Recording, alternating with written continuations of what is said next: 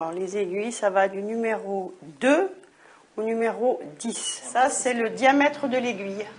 Sachant que ça augmente de 0,5 à chaque fois. Et voilà, ça, c'est des aiguilles numéro 3, avec laquelle, parce que c'est la taille la plus courante. Hein.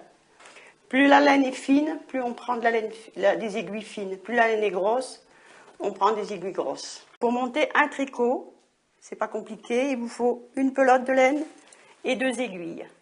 Et avec ça, vous pouvez faire n'importe quoi. Bon, il faut des heures de patience, bien sûr, mais vous pouvez faire n'importe quoi.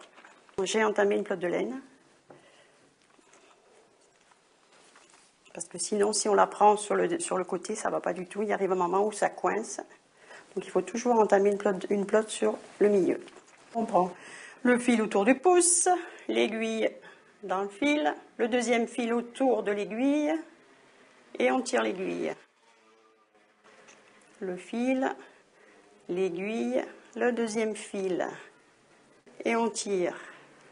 On passe le fil, on pose l'aiguille, on passe le deuxième fil autour et on tire.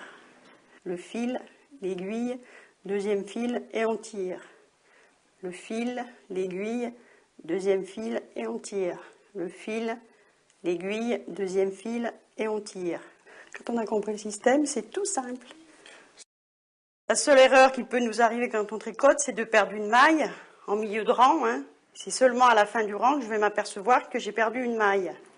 J'ai une maille qui promène et ça me fait un trou dans mon tricot. Donc il faut que je la récupère. Je vais tricoter mon rang jusqu'au niveau de la maille échappée. Voilà, j'arrive au niveau de ma maille échappée.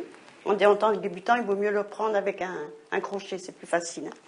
Donc on prend la maille sur le crochet et je passe le fil sur le crochet, comme ça. Et après, je passe le fil dans la maille. J'ai récupéré ma maille.